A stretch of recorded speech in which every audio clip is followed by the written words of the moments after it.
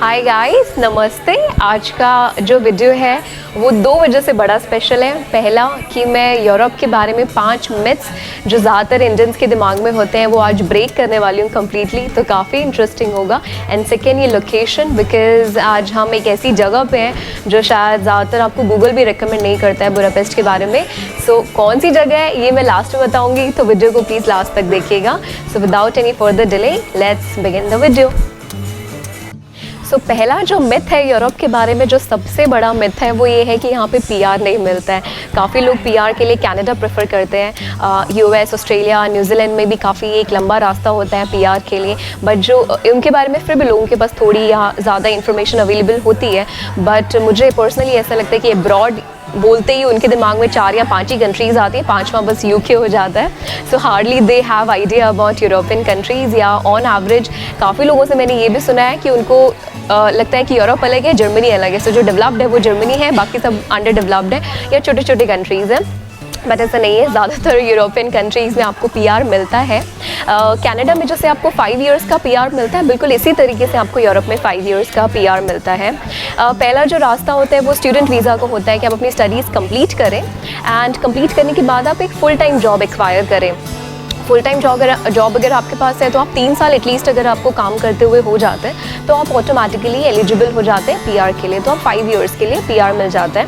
Second option है कि आप बिज़नेस वीज़ा पे आ सकते हैं। काफ़ी लोगों के लिए बिज़नेस वीज़ा आज भी बिल्कुल ब्लैंक पिक्चर है, बट उसके लिए कोई भी आपको हेल्प चाहिए आप हमारी वेबसाइट पर लॉग इन कर सकते हैं, दैट इज़ या आप हमें मेल भी कर सकते हैं इनफैक्ट। सो वेबसाइट जो है दैट इज़ www.dizioc.org, एंड अगर आपको ईमेल करना है तो आप dizioc@gmail.com पे ईमेल करके पूछ सकते हैं। सो बिज़नेस वीज़ा के बाद आप ऑटोमेटिकली 3 इयर्स आप बिज़नेस करें तो आप ऑटोमेटिकली 5 इयर्स पीआर के लिए एलिजिबल हो जाते हैं, एंड ये एक्चुअल में ज़्यादातर यूरोपियन कंट्रीज़ में वैलिड है। सेकेंड जो मिथ है लोगों के दिमाग में वो एजुकेशन के रिगार्डिंग होता है। काफ़ी लोगों को ये लगता है कि is education like really free और it's purely a myth, but yeah that's true कि आपका एजुकेशन फ्री होता है, not only in Germany but आपके पास Germany, Finland, Norway, Sweden, Denmark and Hungary, Austria, इन सभी कंट्रीज़ में आपका एजुकेशन फ्री है। या तो आपको एजुकेशन पूरी तरीके से फ्री होता है, या सेकेंड ऑप्शन ये होता है कि आपको स्टाइपेंड प्लस एजुकेशन फ्री होता है, या कुछ में आपको लिविंग एक्सपेंसेस देते हैं। बट ये जो मैंने कंट्रीज़ आपको बताई इसमें भले टेक्निकल साइंसेस की यूनिवर्सिटी हो या आपकी जो रेगुलर यूनिवर्सिटी है, बिजनेस स्कूल्स हैं, सभी में ज़्यादातर में एजुकेशन फ्री रहता है। एंड मैं खुद यहाँ पे स्कॉलरशिप पे पढ़ाई कर रही हूँ फ़िलहाल मास्टर्स में। सो मैं आपको पर्सनली ये एक्सपीरियंस बता सकती हूँ कि येस प्योरली फ्री है, लिविंग एक्सपेंसेस भी आपको मिलते हैं, प्लस आपका एजुकेशन फ़ीस भी निल हो जाता है। थर्ड जो मिथ है लोगों के दिमाग में वो ये है कि यहाँ पे इंडियन कम्युनिटी नहीं है। So there are lot of people who really think कि either there are no Indians और हार्डली यू फाइंड इंडियंस और पाकिस्तानीज़ इन यूरोप, बट ऐसा बिल्कुल भी नहीं है।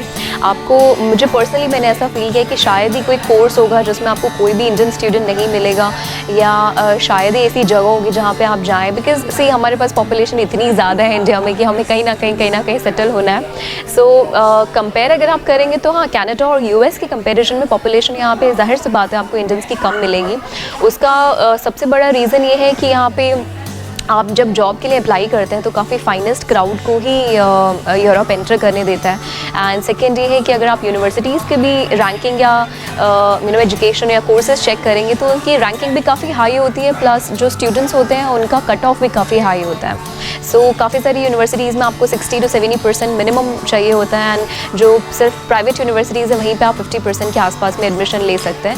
सो अनलाइक कनाडा जहाँ पे आपके कॉलेजेस में एडमिशन होता है एंड बहुत ज़्यादा फ़र्क नहीं पड़ता आपकी परसेंटेज का, तो यूरोप में पड़ता है। इसीलिए कहीं ना कहीं शायद उतनी ज़्यादा फिल्ड अप स्टूडेंट्स नहीं है, बिकॉज जो स्टूडेंट्स हैं वो काफ़ी रिफाइंड क्राउड आपको मिलेगा जो रिसर्च में या बिजनेस स्कूल्स में पढ़ते हैं।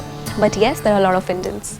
जो फोर्थ मिथ है, बहुत बड़ा मिथ, कि लोगों को लगता है कि यूरोप में किसी को इंग्लिश नहीं आती, बट ऐसा कुछ नहीं है। यहाँ पे इनफैक्ट किंडरगार्टन्स में भी आपका जो इंग्लिश लैंग्वेज है वो कंपलसरी लैंग्वेज है, and undoubtedly English one of the most spoken language है पूरे वर्ल्ड में। सो ये मैं ज़रूर मानती हूँ कि यहाँ की जो बिल्कुल एजड पॉपुलेशन है, जैसे जो अपने 80s में या 90s में उन्होंने कभी इंग्लिश सीखा ही नहीं, या उनके टाइम में ग्लोबलाइजेशन इतना नहीं था कि वो जा पाते या इंग्लिश का एक्सपोजर आ पाता। बट जो भी आपके यंग क्राउड है, आप किसी को भी पूछेंगे वो इंग्लिश में बहुत आराम से बात करते हैं, और आपको कभी भी इंग्लिश की प्रॉब्लम यूरोप में नहीं होती है। हाँ, ये मैंने ज़रूर देखा है कि कई दफ़ा उन लोगों को प्रॉब्लम ज़रूर होती है जो खुद इंग्लिश ढंग से नहीं बोलते।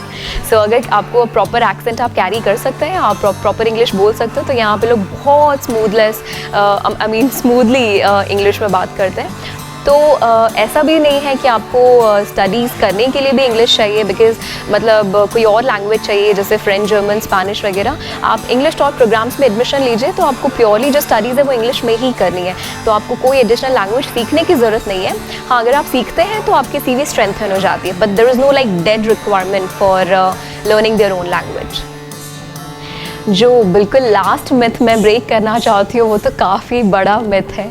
यहाँ पे इंडिया में मैंने पर्सनली अपने रिलेटिव से भी और काफ़ी लोगों से ऐसा सुना है कि यूरोप के ज़्यादातर जो कंट्रीज़ है वो या तो बहुत ज़्यादा होमलेस लोग हैं या बहुत ज़्यादा गरीबी भुखमरी है, बट सच में आप बिल्कुल ऐसी चीज़ें मत मानिए, यूरोप ऐसा बिल्कुल भी नहीं है।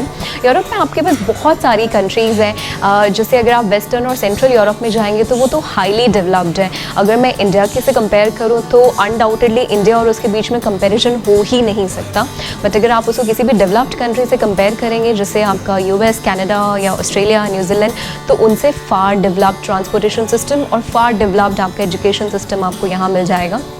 क्वालिटी ऑफ लाइफ अनबीटेबल है यूरोप की। यहाँ की जो लाइफस्टाइल है वो आपको कोई भी कंट्री बीट नहीं कर सकती। ये बहुत बड़ी वजह है कि ज़्यादातर लोग यूरोप में आके रिटायर होना चाहते हैं। एंड अगर आपको मैं कंट्रीज़ के नाम बताऊँ तो फिर जैसे आपका नीदरलैंड, जर्मनी, फ्रांस, स्विट्ज़रलैंड, आपका Sweden, Denmark, Finland, Norway, Hungary, Austria, ये countries they are like super developed. So उसके लिए आप बिल्कुल दिमाग में ये मत रखिए कि वो बहुत अंडर डेवलप्ड है जस्ट बिकॉज वो फ्री देता है, बट यहाँ पे आपको मैक्सिमम ऑटोमोबाइल कंपनीज और लग्जरी ब्रांड्स एंड आप नाम लीजिए वो कंपनी यूरोपियन होती है। सो आप ये चीज़ बिल्कुल दिमाग से निकाल दीजिए कि अंडर डेवलप्ड है या अनडेवलप्ड है। आपको कभी भी डेवलपमेंट की कोई प्रॉब्लम नहीं होगी, बट देन डेवलपमेंट के फिर मीनिंग सबके लिए अलग अलग होते हैं, बट ज़्यादातर लोगों के हिसाब से यूरोप काफ़ी ज़्यादा डेवलप्ड है। सो ये कुछ ऐसे मिथ्स थे, 5 ऐसे मिथ्स थे जो ज़्यादातर लोगों से हमने सुने थे या शायद आपने भी सुने होंगे। सो आई होप कि मैं कुछ कोशिश कर पाई उन मिथ्स को ब्रेक करने की। So I really hope that you like this video, and last but not the least, ये जो जगह है ये विंटेज गार्डन रेस्टोरेंट है बुडापेस्ट में। ये अपने आप में एक तरीके का टूरिस्ट डेस्टिनेशन है। आप इस मेरे वीडियो फिनिश होने के बाद ज़रूर एक लेआउट देखें कि आपको कैसा लगता है और कमेंट बॉक्स में बताइए कि आप अपनी डेट के लिए, बर्थडेज, पार्टीज़ या किसी भी स्पेशल ओकेजन के लिए क्या यहाँ पे आना पसंद करेंगे या नहीं, but I am pretty sure कि आपको काफ़ी पसंद आएगा। So I really hope you like the video. इसको ज़रूर लाइक करें, सब्सक्राइब करें एंड शेयर करें हर उस इंसान के साथ जिसको लगता है कि यूरोप में ये सारी प्रॉब्लम्स हैं। Bye bye.